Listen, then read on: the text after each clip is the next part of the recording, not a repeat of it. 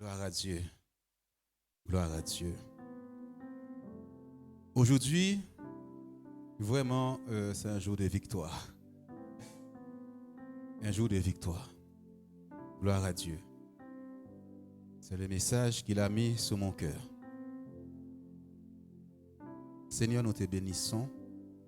Nous te disons merci pour ce message. Tes anges sont déjà là. C'est toi qui fais, comme tu me l'as dit dans cette semaine. C'est moi qui fais en mon temps toutes choses. Et c'est toi qui fais en ton temps toutes choses sur la vie de frères et sœurs dans ces lieux. Et aujourd'hui est aussi un temps spécial pour toi. Merci, Père. Nous sommes tellement reconnaissants envers toi. Merci encore, Seigneur. Merci pour les jours, les mois, les saisons restaurées. En Christ ce matin. Dans le nom de Jésus-Christ. Amen. La restauration. La restauration. La restauration. Gloire à Dieu. Sans plus tarder, on va faire une lecture dans Joël au verset 1er, chapitre 1er au verset 4.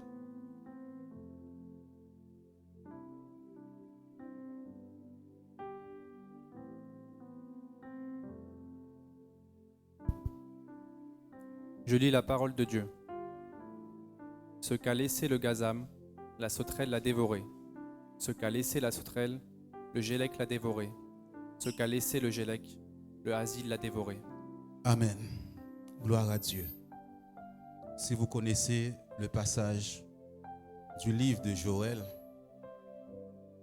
le peuple de Dieu était en difficulté. Et là, on parle de la plantation. Ils ont planté et à chaque fois, ils n'ont pas pu récolter. C'est la sécheresse à chaque fois. Pourquoi? L'ennemi a envoyé, je dirais, une grande armée. C'est-à-dire que tu ne pouvais pas t'en sortir. Sous les jours, les mois, les saisons, les années, ils s'attendaient à recevoir des choses, mais à chaque fois, ce n'était pas ça. Là, on voit les 4 points cardinaux. Les chiffres 4 représentent l'équilibre. Et ta vie était totalement déséquilibrée. Ta vie n'a pas de sens. Les finances, ce n'est pas ça. Tu attendais à recevoir des choses, mais à chaque fois, le gazam, dans une saison, il vient prendre. Ensuite, tu attends une autre saison. Tu penses que tu vas avoir du travail. Tu penses que c'est le mariage qui va venir. Tu penses que cette année, les choses seront meilleures. Eh bien, tu trouves sur ton chemin les sauterelles. La sauterelle vient dévorer. Tu as prié, tu as jeûné. Tu attends la bénédiction de l'Éternel. Tu sens que ça va arriver. Il y a un vent qui passe, qui prend tout.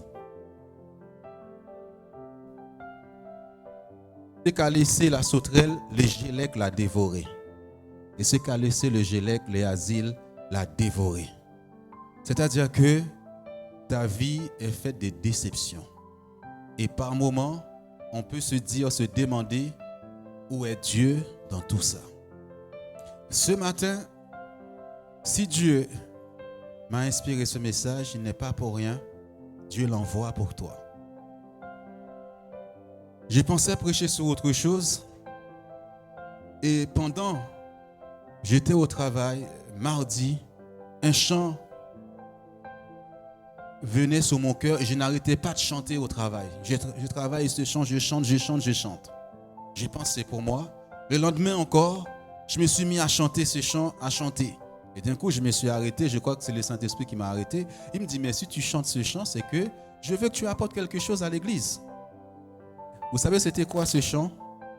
Est-ce que vis-à-vis de ce passage-là, vous pouvez me dire quel chant que ce passage, vers ce passage, quel chant il peut nous inspirer? M'a réparé toute sa chenille, yo t'es gâté.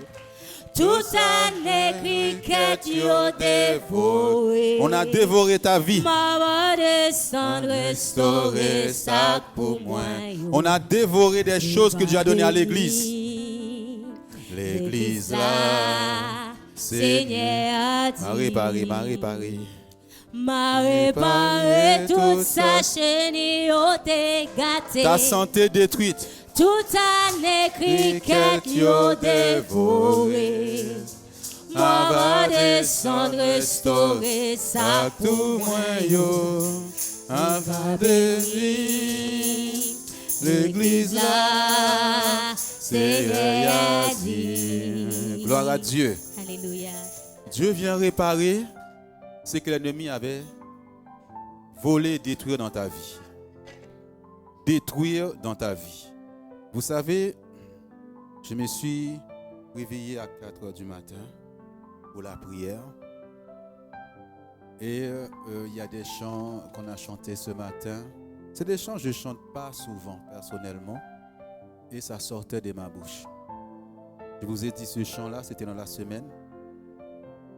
Ensuite, quand j'ai compris, j'ai dit Seigneur, ok, tu veux que je prêche sur ça. Et ce matin, il y a des chants qui sont venus. Sachez que l'Éternel est Dieu, il est le roi, il est le roi. Sachez que l'Éternel est Dieu, il est le roi, il est le roi. Sachez que l'Éternel est que Dieu est Dieu. Il est le roi, il est Rien n'est impossible à Dieu. Amen. Quand Dieu vient te parler, prends Dieu au sérieux. Il y en a qui vont croire seulement quand ils vont sortir d'ici. Et dans la semaine, ils vont tout oublier. Dieu vient pour réparer ta vie. Ce que l'ennemi avait détruit et volé. Le deuxième chant qui est venu, c'est quand Jésus dit oui, personne ne peut dire non. Alléluia. Je vais te dire une chose. On peut combattre ce que Dieu t'a donné. Quand il a dit oui, c'est oui. Tu vas n'importe où. Tu descends avec l'autorité de Dieu, on va le voir. On va le remarquer. Je dis souvent aux gens, tu n'as pas besoin de beaucoup de temps. 1 minute suffit pour dire seulement un amen. Ils vont sentir ce que Dieu t'a donné. Tu iras. Regarde-moi ma soeur là-bas. On peut faire ce qu'on veut. Ce manteau est sur toi. Il est sur toi. Et ce matin, il y a des chaînes encore. Dieu va briser. Suivez. Quand Jésus dit oui, personne ne peut dire. Ce n'est pas un homme qui a dit oui, c'est Jésus. Ce que l'ennemi a détruit depuis des années, il y a ces 4 ennemis là placés. Tu ne pouvais pas tourner. Pendant que je disais la connexion des dieux, et tu as vu frère Carlos, tu as vu la connexion? Dieu t'a connecté à moi à travers Sontia, je t'ai connecté avec Edith et là, de l'autre côté. Et lui-même, il va te connecter avec d'autres personnes. C'est comme ça que Dieu fait. Mais le témoignage est important. Les témoignages. Gloire à Dieu. Et Dieu a vu tout ça depuis des années. Dieu a vu. Dieu voit tout, il sait tout, il connaît toutes choses. Mais il y a un temps préparé par Dieu. Surtout s'il y a un temps préparé par Dieu. Je me demande, est-ce que tu réalises l'amour de Dieu? Il y a un temps, tu es maltraité. Un temps, tu es méprisé. Un temps, on te rabaisse. Ecclésiaste dit un temps pour chaque chose. Un temps pour chaque chose. Mais il ne faut plus que l'ennemi vole ton temps. Il faut que Dieu soit au contrôle de ton temps, de tes saisons, de tes jours, de tes mois et de l'année. Alléluia. la restauration. La seule chose, avant que Dieu leur dise que je vais restaurer, il a tout simplement dit, reviens à moi de tout ton cœur. Reviens à Dieu. Des fois, les gens disent, mais Seigneur, en quoi je dois revenir? Tu peux dire, mais je prie, je lis la Bible. Dieu dit, reviens à moi. Sépare toi des choses viles qui n'ont pas d'importance. Il y a des gens qui sont trop dans des choses viles, pas d'importance, et ils sont là-dedans. Dieu te dit, reviens à moi. Pour que je puisse restaurer. Pour que l'ennemi n'ait plus à t'accuser. Reviens. Mais Seigneur, j'ai prié. Mais Dieu peut te dire, tu peux prier plus maintenant. Je veux te communiquer des choses. Tu dois lire plus la Bible parce que dans la Bible, je vais te révéler comment faire certaines choses. Alléluia. Le mardi, toi qui n'as pas de temps, on est ensemble alors que Dieu est en train de déverser ses bénédictions sur nous. Connecte-toi. Il y a des gens qui travaillent, qui sont connectés, tels que Célia au travail, elle est là. Initial, ta grâce et d'autres. Si tu peux, il y en a qui ne peuvent pas. Alléluia. Gloire à Dieu. Dieu dit, reviens de tout ton cœur. Dans ta souffrance, dans la maladie ou autre, Dieu t'a vu. Toutes ces années, tu as l'impression de faire marche arrière au lieu d'avancer. Tes projets n'avancent pas. Et il y a un ennemi qui dévorait tes bénédictions, toutes tes grâces. Dieu vient réparer ça. On va dans Joël toujours, chapitre 2, versets 25 à 27. C'est un message très court ce matin. Je vous remplacerai les années qu'ont dévoré la sauterelle, le gélec, le hasil et le gazam, ma grande armée que j'avais envoyée contre vous. Vous mangerez et vous vous rassasierez et vous célébrerez le nom de l'Éternel, votre Dieu, qui aura fait pour vous des prodiges.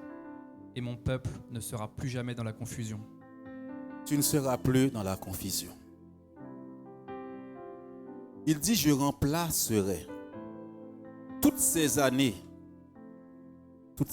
volées. Tu as des diplômes, tu ne peux pas travailler. Tu travailles, tu ne peux pas réaliser. Tu es là, les saisons passent, tu ne vois pas les choses de Dieu, tu es confus, confuse. Dans la famille même, tu as un peu honte même de parler de Jésus. Mais dans ta ténacité, tu as continué à parler que Jésus est ton sauveur, ton Seigneur. Et Dieu vient réparer ces choses. Il vient les réparer. Il est le réparateur de brèches. Là où il n'y avait plus de route, de chemin, il vient. Il vient le faire. Alléluia. Vous savez, Dieu m'étonne souvent.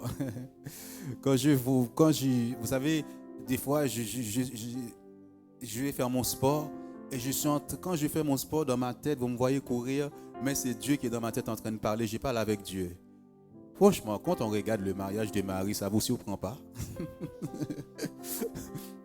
Je ne m'attendais pas de si vite, de si tôt.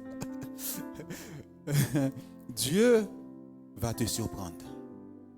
Il va te surprendre. Il y en a, des fois, c'est le ministère, on a dévoré les choses que la personne doit faire. Sur un plan spirituel, social, matériel, Dieu descend pour réparer ce qu'il a donné que l'ennemi a détruit. Il dit qu'il aura fait pour vous des prodiges et mon peuple ne sera plus jamais dans la confusion. L'Église ne sera plus jamais dans la confusion. Au-delà de tout ça, vous avez des ennemis dans l'ombre aussi. Par la magie, la sorcellerie.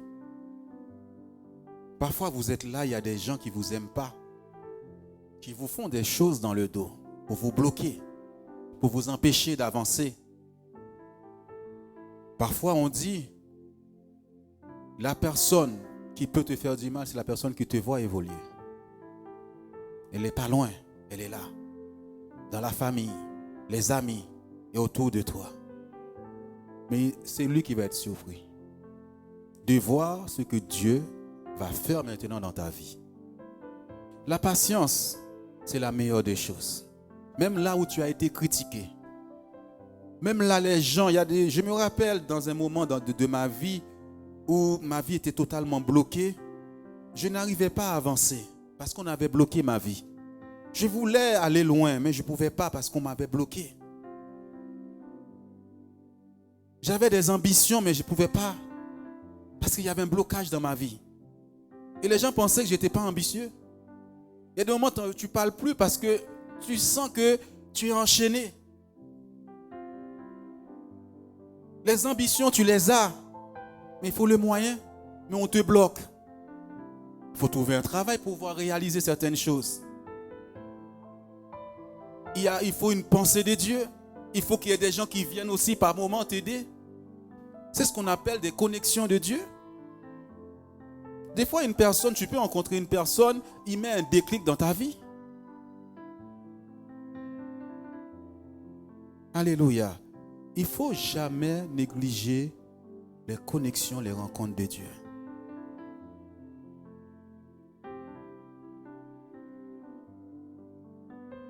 Comme je pense que Nathalie a insisté beaucoup ce mardi, il ne faut pas mépriser les faibles commencements.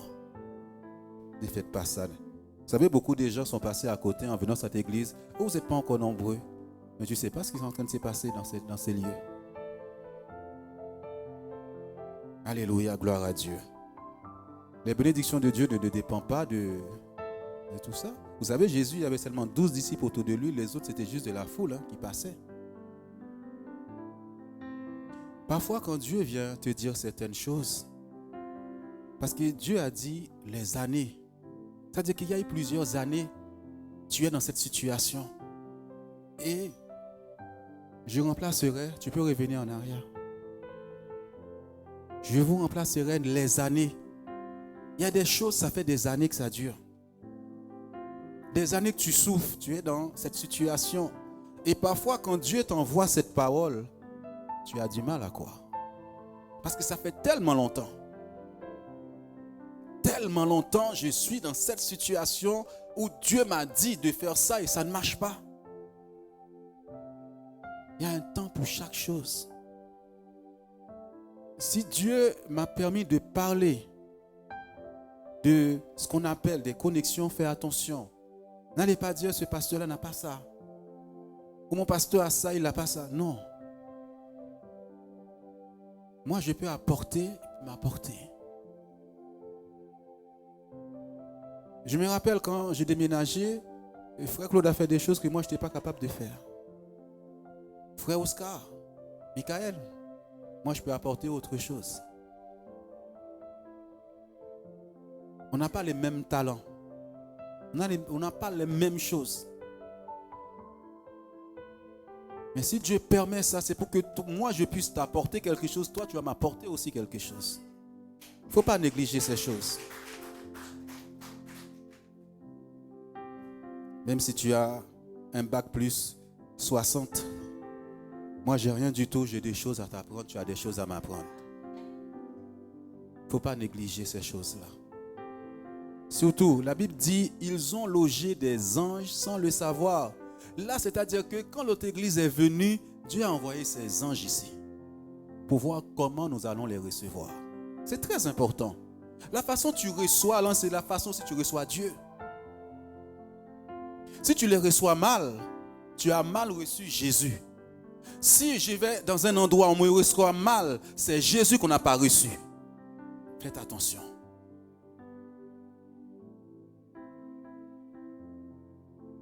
Il a le manteau de Dieu sur lui. Et j'étais avec l'autre pasteur, il y avait un respect mutuel entre nous. Genèse, chapitre 17, versets 17 à 19. Abraham tomba sur sa face, il rit et dit en son cœur, naîtra-t-il un fils à un homme de 100 ans? Et Sarah, âgée de 90 ans, enfanterait-elle? Et Abraham dit à Dieu, oh, qu'Ismaël vive devant ta face. Dieu dit, certainement Sarah, ta femme t'enfantera un fils et tu l'appelleras du nom d'Isaac. J'établirai mon alliance avec lui comme une alliance perpétuelle pour sa postérité après lui. On peut revenir, s'il te plaît. Merci. Dieu vient parler à Abraham. Abraham est avancé en âge. Sa femme aussi. Ils ne peuvent plus avoir des enfants. C'est-à-dire que, admettons un homme aujourd'hui qui a 70 ans, la femme elle a 60 ans. Dieu vient lui dire, tu vas avoir un enfant. Elle a dit, mais Seigneur, c'est bien toi qui m'as parlé là?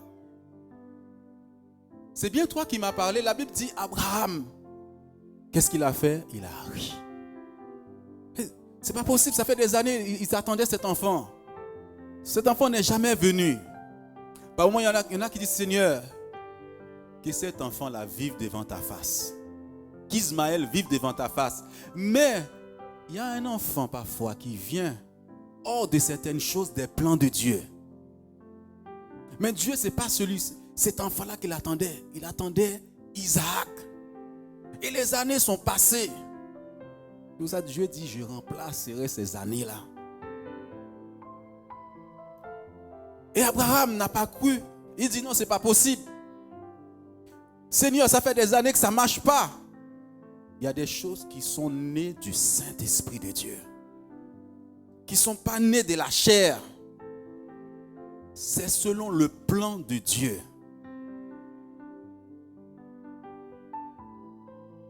Et regarde ce qu'il dit à Dieu. Et Sarah, âgée de 90 ans, enfantera-t-elle? Y a-t-il quelque chose qui soit étonnant de la part de Dieu?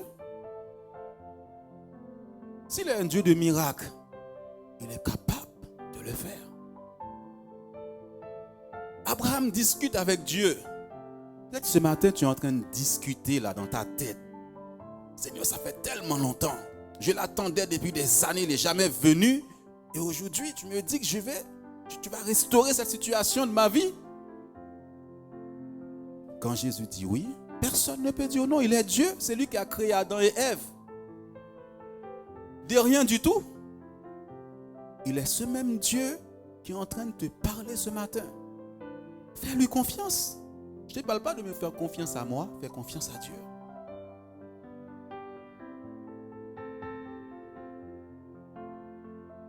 Regarde la sœur Sylvia.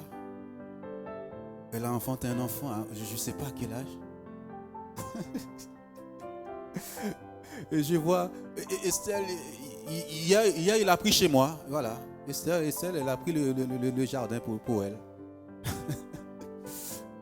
Y a-t-il quelque chose qui soit étonnant? Il faut que tu étonnes le monde à travers toi, que les gens puissent dire ça c'est Dieu. Ça les médecins ne peuvent pas le faire. Ta situation là que Dieu veut changer, les hommes ne peuvent pas, mais c'est Dieu qui va le faire. C'est Dieu. Alléluia. Moi je dis souvent aux gens, quand je fais l'émission en Haïti, je leur dis, si mon Dieu là n'était pas capable de faire ce que je dis, c'est pas la peine que je vienne prêcher l'évangile. C'est pas la peine. Si je ne crois pas, ça sert à rien que je vous prêche l'évangile. C'est parce que je sais, lui il est capable. Dieu est capable. Dis à quelqu'un s'il te plaît, mon Dieu est capable. Il est capable. Dis-lui que ton Dieu est capable. Alléluia. Abraham tomba sur sa face. Et il rit. Il y en a qui peut-être qui sont en train de rire aussi. Sacha, y a-t-il quelque chose qui soit étonnant de la part de Dieu?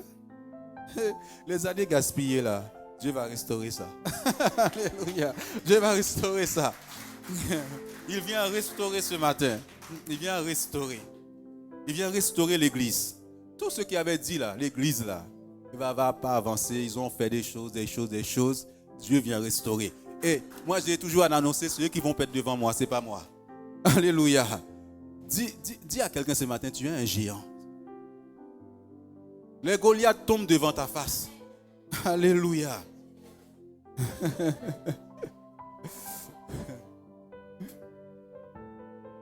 Et Sarah, âgée de 90 ans, enfanterait-elle?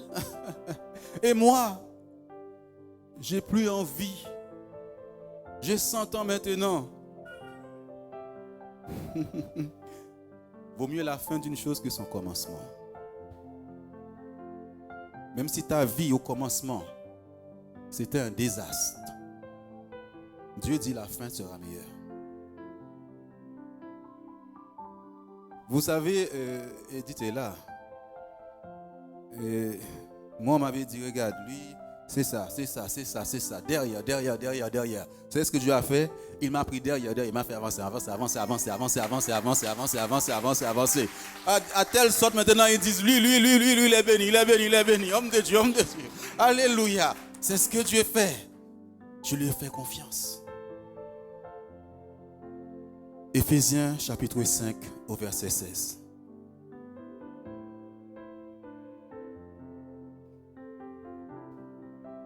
Rachetez le temps, car les jours sont mauvais. Juste ça. Achetez le temps, car les jours sont mauvais. Dieu te parle ce matin pour te dire à un moment donné, il faut considérer tes saisons, tes années, tes jours, tes mois, car ils ont toujours été mauvais. Toutes les choses que tu attendais passent à côté. Il y a les Gélec, Gazam, Asile, les sauterelles qui dévoraient ta vie. Et ce matin, comment on peut racheter le temps? Mais il y a quelqu'un qui a tout accompli par son sang. On ne peut pas racheter ton temps. Quel que soit le sacrifice qui a été fait pour racheter tes saisons, pour que tu passes à côté de tes saisons, de tes années, ce matin, ça va tomber. Là, ils ont racheté les saisons de l'église tous unis en Christ. Ces ennemis-là, ça va tomber sur cette église au nom de Jésus-Christ. Ça va tomber sous ton étoile au nom de Jésus-Christ. Racheter le temps. Maintenant, tu vas dire maintenant, tes temps sont rachetés par le sang de Christ, mais ils sont bons maintenant. Tu as des bonnes saisons maintenant, des bonnes années maintenant, des beaux jours maintenant, au nom de Jésus-Christ.